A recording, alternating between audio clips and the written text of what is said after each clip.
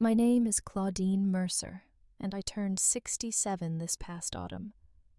Most people would describe me as quiet steady, the sort of woman who once stitched other people's wedding gowns and christening dresses with care while wearing the same pair of worn shoes for years. I was never extravagant, but I was dependable. After David, my husband of 4 decades, passed away, I moved into my daughter Beatrix's house on the north side of Chicago, telling myself it was only temporary, telling myself family was safer than silence. This Christmas Eve, I believed for a moment that hope might not be foolish. The house smelled of clothes and roasted turkey. I had polished the silverware tied ribbons around the children's chairs and spent my savings on gift dolls for Ava, a model train for Mark, a necklace for Beatrice. My heart swelled watching the children whisper about Santa. Their cheeks flushed with joy. Robert poured wine, his voice booming as he offered a toast to family. Glasses clinked to even the children with their cranberry juice. I lifted mine, and for a brief instant felt I belonged again. Plates were passed around the table, laughter spilling as the turkey was carved. When my turn came, I rose with my plate.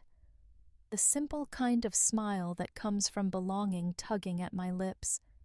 Beatrice's hand shot out palm flat against my plate. "Mom," she said, her voice cutting through the room, "you didn't contribute anything to this dinner, so you don't eat." Her words froze the air. The silverware stilled. I stared at her, certain I had misheard, but the sharpness in her eyes told me otherwise. Robert smirked into his wineglass. Ava blinked at me in confusion, and little Mark shifted in his chair. No one spoke. The room seemed to tilt. The music of Christmas carols in the background turning into something cruel. My hands trembled. I had peeled potatoes until my fingers ached to set the table-scrubbed dishes. I had poured myself into this evening clinging to the illusion of family. Yet in one sentence my daughter stripped me of dignity, of place of worth. I lowered the empty plate onto the table and walked away, each step heavier than the last. Behind me, conversation resumed in low tones as if I were already gone. Upstairs in the quiet of my room, the glow of Christmas lights leaked under the door, and that was where the silence began to change into something else. I sat on the edge of the bed, staring at the small tree I had decorated that morning for the children. Its colored bulbs blinked cheerfully, mocking the hollow ache in my chest just hours earlier. I had knelt on this very rug, carefully arranging wrapped packages beneath the branches, dolls, puzzles, candies. I had wanted their eyes to sparkle when they saw them. Now the lights flickered against my tears, like cruel reminders of how misplaced my hope had been. I thought back to the years when it had been just me and Beatrice after David's heart gave out too soon. I was 39, working nights as a seamstress, mornings at the diner, stretching every dollar to keep a roof over our heads. I sold my car when she was accepted into DePaul, proud that she would be the first in our family to finish college. Later, I co-signed the mortgage on the very house where I now lived like an unwanted boarder. Each sacrifice felt like proof of love, of duty fulfilled.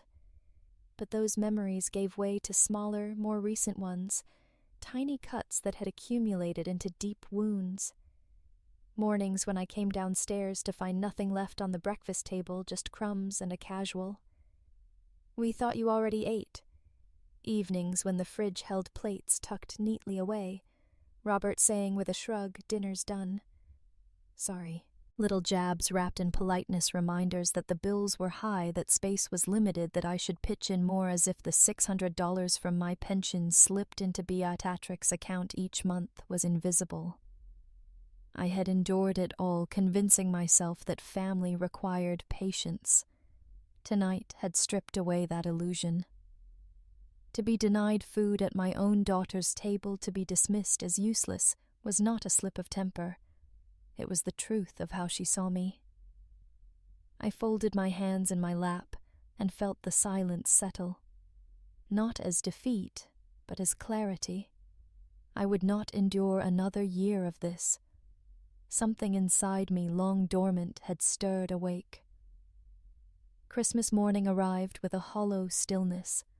The house smelled faintly of cinnamon rolls baking in the oven, but I wasn't invited to the kitchen. I heard Beatrix's voice float up the stairs, bright and practiced, telling the children to bundle up for the Christmas market downtown. It had been their tradition for years. When she knocked lightly on my door, her tone was smooth. "You should rest today. Mom, you looked tired last night." Then she was gone, laughter echoing with the children as the front door closed. The silence that followed was heavy. I sat in my chair staring at the blinking lights of the small tree. A restless energy grew inside me, stronger than the ache in my chest. Something urged me to move. Downstairs. The house was quiet, only the clock ticking above the mantel. I stepped into Beatrix's bedroom, my heart pounding. On the nightstand lay her phone, plugged into the charger. I shouldn't, I thought. But the memory of her hand pushing away my plate overpowered the guilt. My fingers trembled as I entered the code I'd seen her use countless times. Ava's birthday. The screen unlocked without resistance. I opened her WhatsApp and saw a group chat titled Family SM. My breath caught when I recognized the names Robert, his sister Christina, and Beatrice. The latest messages turned my stomach cold. "I can't stand your mother in the house anymore." Robert had written, "Once we save enough, she's going to the St. Ferdinand home. 4 beds per room, only $400 a month." Christina chimed in. "My friend worked there. It's cheap, perfect, and you'll have $800 left over from her pension." Scrolling further, I saw Beatrix's words. That antique dresser in her room could sell for something. Last night I dreamed Mom died there. I didn't feel sad, just relieved. I covered my mouth, fighting the rising bile. My own daughter, whom I had carried on my back as a child, whose nightmares I soothed, was plotting not just to discard me, but to profit from it. I snapped photos of every message, my hands shaking. The betrayal burned sharper than any hunger I had felt the night before. My stomach was empty, but my veins carried fire.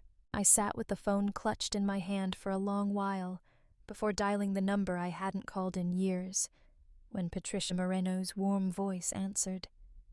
The knot in my chest loosened just slightly. Patricia had lived down the hall from me in Lincoln Park for decades. Back when David and I were raising Beatrice in a modest apartment with cracked walls and kind neighbors, she had been like a sister through the hardest times. Claudine.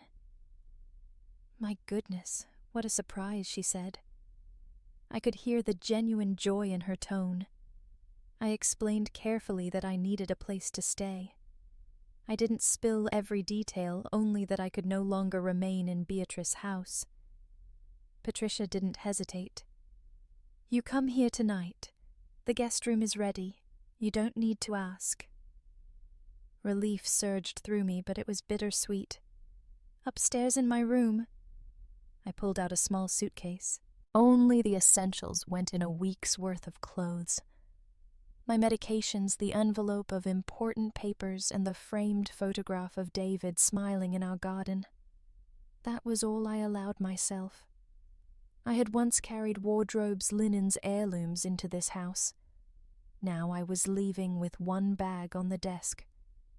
I unfolded a sheet of stationery and began to write. The words came with a calm I hadn't felt in years. Beatrice, I have decided it is time for me to live in a place where I am valued, not measured by dollars. I wish you peace with your family. I deserve peace as well. I signed, simply, Mom. Before leaving, I slipped downstairs and placed the children's gifts beneath the twinkling tree. Ava's doll, Mark's train, the ribbons I had tied with such care, all waiting for small hands that would never know the storm behind them. When dusk fell, I stepped outside with my suitcase, the cold Chicago air filling my lungs like a first breath. I didn't look back at the house as I closed the taxi door. The morning after Christmas, I walked through the glass doors of the First National Branch on Michigan Avenue. My suitcase still tucked in Patricia's spare room. The cold outside was biting, but my steps felt steady. For the first time in years, I wasn't walking on eggshells. I was walking with purpose. A young banker named Julian greeted me at the counter and led me into his office. I slid my identification and bank card across the desk. "I need to make some changes," I said. My voice surprised me, calm, certain almost businesslike. I explained that my daughter had joint access to my account, an arrangement I had made 3 years ago when I moved into her house. I want that access revoked immediately. I told him. Julian nodded, tapping the keys with quiet efficiency. "We'll remove her authorization and issue you a new debit card. Do you also want to cancel any recurring transfers?" "Yes. Cancel them all, especially the monthly $600 to her household." I hesitated, then added, "And I've been paying a car insurance premium for Robert $120 each month. That ends today." The printer hummed as Julian slid forms across the desk for me to sign. With each stroke of my pen, I felt lighter.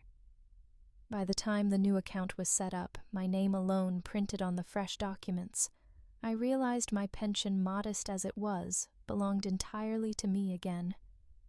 My money, my choice. When I stepped back into the crisp air, I inhaled as though the city itself had handed me oxygen.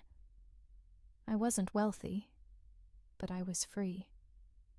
That afternoon, while Patricia and I shared a pot of tea in her kitchen, my phone began to buzz. Beatrice's name lit up the screen again and again. I let it ring once, twice, 5 times.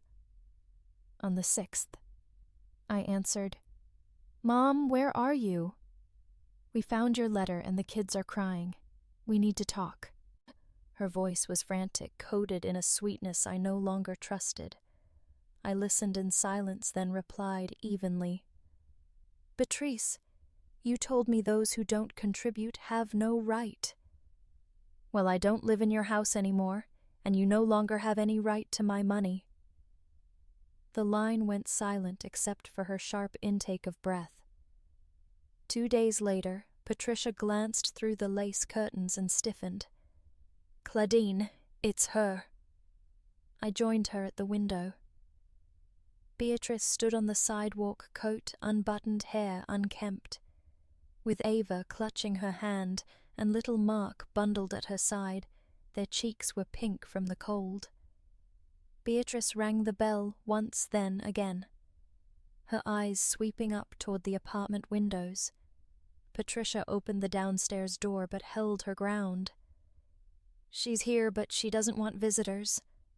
From the stairwell I could hear Beatrice's voice sharpen, then soften. "Mom, please. Just 5 minutes. The children need you." I stepped into view at the landing. Ava's face lit up. "Grandma, why did you leave? Mom said it's because we were naughty at Christmas." The words pierced me. I descended a few steps until I could see them clearly through the narrow glass pane of the entry. "Sweetheart, that isn't true," I said, my voice firm but gentle. "You and Mark are wonderful. I left because of things between the adults. Never think you caused it." Beatrice's eyes darted away, guilt flickering across her face. She tried to recover. "Mom, we all said things we regret. Can't we just sit down and talk?" I held her gaze. "Talk like you and Robert talked with Christina about sending me to St. Ferdinand's 4 beds to a room. $400 a month." The color drained from her cheeks. For a heartbeat, she looked like the little girl I once knew caught with a broken vase in her hands. Ava tilted her head in confusion, sensing something wrong but not understanding. I know everything, I continued quietly. The messages, the plans, even your dream of relief when I was gone. I deserve respect. Beatrice, not exile. Her lips parted, but no words came. The mask of control slipped, leaving only naked shock. I turned back up the stairs, leaving her and the children at the door, the winter wind carrying their silence into the hall that night. Long after Patricia and I had finished supper, the pounding began. Not a knock, violent fists against the front door below. A man's voice bellowed through the quiet street. Claudine, get down here right now. I hurried to the window. Robert stood on the sidewalk, his face red, his arms flailing in the glow of the streetlight. Neighbors' curtains twitched shadows moving behind the glass. He wanted a spectacle. You think you can just disappear? You think you can cut us off? His words carried up like gravel. We have a mortgage bills, kids. You're part of that whether you like it or not. Patricia joined me at the balcony, her hand light on my shoulder. Stay calm, she whispered. I stepped forward, the iron railing cold beneath my palms. Robert, I called down, my voice steady. Those were never my obligations. You invited me into your home. I gave more than I ever owed. That ends now. His head snapped up, eyes blazing. You lived under our roof. You ate our food, paid for with my pension. I cut in every month, and when you couldn't keep your job. Who kept the lights on? Don't twist kindness into debt. He took a step toward the door, fists clenched. Come down here or I'll come up myself. Patricia slipped her phone from her pocket, holding it where he could see. The police are already on their way. She lied smoothly. You should leave before you make this worse. Robert froze the fight in his shoulders, sagging into frustration. He spat into the snow, glaring up at me. This isn't over, Claudine. You'll regret this. I stayed at the railing, unflinching. No, Robert. For the first time in years, I don't regret a thing. He turned sharply, storming to his car. Tires squealed as he sped off, leaving behind only the echo of his rage and the quiet strength that filled the space he had tried to claim. Winter thawed into a softer spring. And with it, my days took on a rhythm I hadn't known in years. Patricia and I shared the chores in her apartment she cooked. I mended linens, and together we filled the rooms with quiet companionship. Twice a week, I began walking to the senior center nearby where I offered to teach basic sewing. At first, only 2 women showed up, curious but shy. By summer, the room filled with neighbors, grandmothers repairing hems, young mothers learning to patch their children's jeans. My hands, which had once been used as unpaid labor in my daughter's home, were now met with gratitude.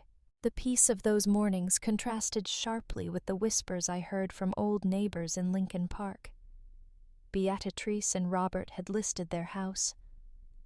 I tried not to linger on the news, but one afternoon, while browsing the stalls of a flea market, my eyes fell on something that made my knees weak.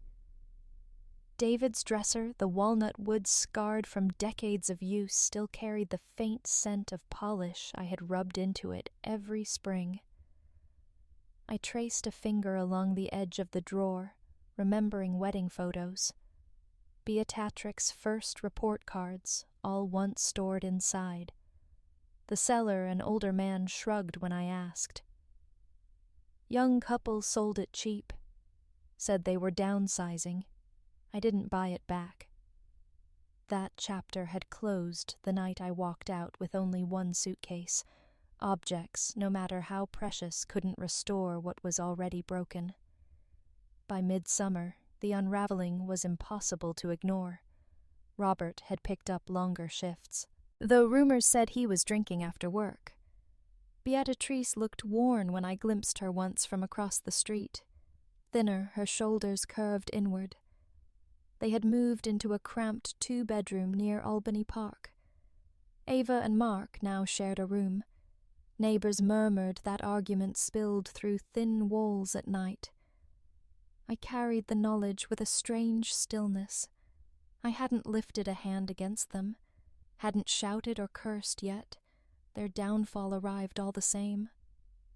As if truth itself had finally demanded its debt in Patricia's kitchen over steaming mugs of coffee, I allowed myself to breathe freely again, unbeburdened at last.